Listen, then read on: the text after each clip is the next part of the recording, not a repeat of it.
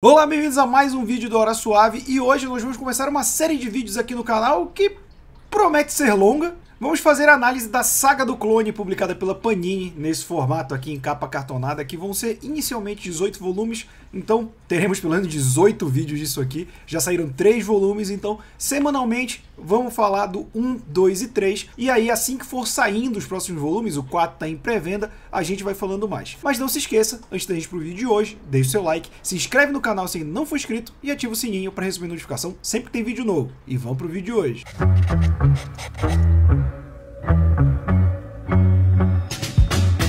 Cara, muita gente fica, a Saga do Clone é ruim, e é ruim mesmo. Não tô aqui pra dizer que não é. Tem gente que gosta, tem gente que não gosta, eu sou da turma que não gosta. Mas existe um carinho pra mim ler isso aqui, de certa forma também de conservar isso, né? Uma saga importante pro Homem-Aranha. Pô, os formatinhos já estão tudo guardado meio a moda caralha. Eu também já perdi alguns, eu guardo outros, sabe? Que se eu mofo, não corro eu. Moro em Belém, cara. Umidade pra revista é um inferno, pro grampo e tudo mais. Então, sempre que eu tenho a oportunidade de pegar o que eu li em formatinho, que eu só tenho em formatinho, eu pego nesses outros formatos pra deixar na coleção, pra poder pesquisar, pra fazer essa série de coisas. E eu acho que isso é um ponto importante pra gente falar aqui desse volume 1 da Saga do Clone, que é o fato de que a Saga do Clone nunca foi republicada no Brasil, tirando lá nos formatinhos dos anos 90. Então é a primeira vez que a gente tem aqui, e a Panini tomou algumas liberdades, eu digo assim, porque você teve a Saga do Clone publicada em pelo menos 3 formatos nos Estados Unidos. A gente tem a publicação original, que durou ali seus 3 anos, né? E aí tem uma divisão, que a gente também já vai falar disso. Você teve um formato no que hoje é chamado de Epic Collection, na época ainda não era, em bastante volume. E agora, recentemente, você tem os Ômnibus, que eu acredito que seja o formato que a Panini está seguindo mais aqui, só que dividido em formatos menores, que são esses encadernados de mais ou menos 6, 7 edições, dependendo do volume. E eu acho que ela acertou em algumas coisas, que, por exemplo, aqui nesse primeiro volume, a gente tem um resumo, né, um resuminho do que acontece, e a gente já começa na saga Poder e Responsabilidade, que é esse confronto do Peter com o que vai ser o Ben Reilly, né, o seu clone lá da década de 70. E a gente tem um micro resumo aqui, não dá pra mostrar tanto, mas aqui ó, botando a velha quase morrendo, desculpa gente, que são recortes de edições, porque antes da saga Poder e Responsabilidade, você vai tendo pontuações do Ben entrando em contato, da Tia May passando mal, e isso gerando o contato dos dois. Esse formato da Panini prioriza esse encontro, e aí te dá um resumo em texto e algumas imagens antes, que é tipo aquele aconteceu anteriormente de séries, né? Eu acho que funciona. Eu preferiria que tivesse alongado um pouquinho mais e ter colocado essas edições inteiras, até porque uma coisa que só é dita por texto, e eu acho que quem pegar isso aqui pela primeira vez para ler, né? Lembrando que isso só saiu em formatinho, então pro leitor novo é muito difícil achar em sebo. Cara, já era difícil se você tava nos anos 2000 procurando. Hoje em dia, 30 anos depois, é mais ainda, né? Eu ainda acho que é mais válido do que como alguns formatos americanos são. O próprio Epic Collection,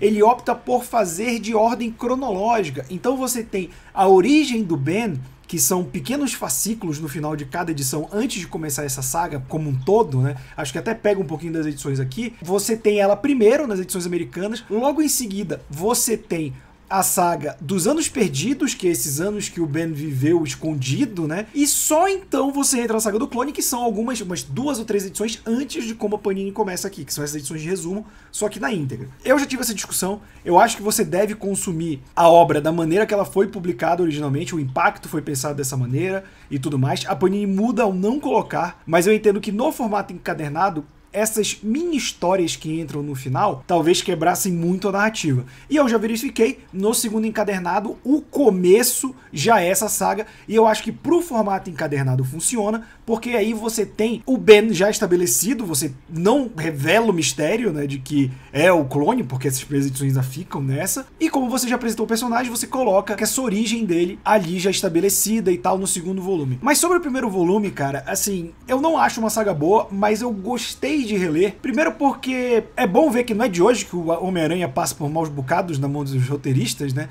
O Peter tava num momento bem dark, daqueles anos 90, dark, verossímil, eu sou só o Homem-Aranha, eu odeio o Peter Parker. Tinha tido toda uma trama com os pais dele que não eram pais dele, e aí ele abandona a vida civil, meio Batman, né? A gente já viu isso acontecer algumas vezes, e não tava combinando com o personagem. Isso é até um dos motivos do Ben Reilly surgir, que é pra trazer esse Homem-Aranha piadista, mais alegre de volta para os leitores, né? E aí a gente tem todo esse desenrolar que acontece acontece? Pô, a tia May passa mal, o Ben vem pra cidade, o Peter acha que ele é o inimigo, a Mary Jane não tá conseguindo suportar a carga de ter que lidar com todo o drama sem o Peter tá ajudando ela, o que é um peso muito grande. E você ainda tem o Judas Traveler, que até aqui parece ser uma coisa importante, que vou deixar pra gente falar mais lá pra frente, que acaba não sendo. E eu acho legal o relé, porque principalmente nesse início, é um arco tão solto, que se eles tivessem largado o Ben ali e virado um coadjuvante, desse arco poderia ter sido. E aqui você tem o Mark Bagley. Mark Bagley acho que ainda, engraçado, né? Algumas páginas não parece tanto o Mark Bagley, não sei se ele já tava, se ele ainda tava no caminho de se tornar quem ele é, porque tem algumas cenas de ação muito boas, ele já tinha feito Carnificina, sagas muito boas, mas aqui ainda tá um pouco diferente, talvez pela correria. Tem o Sal Buscema, que pra mim é top 5 desenhistas do Aranha tranquilamente, que eu gosto muito. E ainda não tem o Romitinha. Romitinha que é espetacular. Mas esse primeiro arco é legal, cara, é uma história mais leve, apesar do tom pesado, eu digo leve no que se propõe, se resolve, e ali segue, tipo, o que será do mês que vem? E eu acho que esse clima que permeia o início da saga do clone dava a ideia pra gente de que não seria o arremedo que foi. Então eu acho que esse encadernado, ele tem um peso até maior do que os próximos. Os próximos ainda tem Aranha Escarlate, que é um visual bacana pra aparecer, mas esse aqui ainda é muito pé no chão, é muito longe da loucura que a gente vai ver nas próximas edições. Então eu achei legal reler, achei uma experiência bacana, óbvio que tem a nostalgia no meio, lembrar da época que eu lia, mas assim, como eu falei, isso aqui claramente, claramente eu tô sendo, né? Eu acho que é pra atingir um público que nem eu, que compra por memória afetiva, não necessariamente gostando, que é o meu caso, pra colecionar. Mas se pegar um público novo, eu acho que dá uma ideia. Eu ainda acho que podia incluir umas edições anteriorezinhas, além do resumo. Acho que o resumo é importante, o resumo em texto. Você tem também o perfil dos personagens no fundo que saíam das edições originais. Você tem um resumo de quem são os autores, de quem começou tudo isso. Então, eu sou um cara que eu sou muito fã dos extras que servem pra você que tá lendo a primeira vez. Quando eu comecei a comprar encadernado, lá no início dos anos 2000, tinha muita coisa dos anos 80 e 70 que esses encadernados ajudavam. Eu acho que isso é fundamental para esse tipo de publicação, visando um público novo e uma renovação do público de quadrinho que a gente sabe que não tem tanto. E, novamente, cara, reler Mark Bagley no auge, Sal Buscema, essas histórias do Aranha, e ainda sem virar tanta patifaria, foi bem legal. Esse primeiro volume me surpreendeu na leitura do quão leve ele é. Mas essa foi só a análise do primeiro volume. A gente vai ter do segundo, do terceiro, do quarto até o 18º. A gente fez um cálculo aqui no canal pelo número de páginas em média desses encadernados e deve cobrir metade da saga do clone nesses 18 encadernados, porque lá fora também foi assim.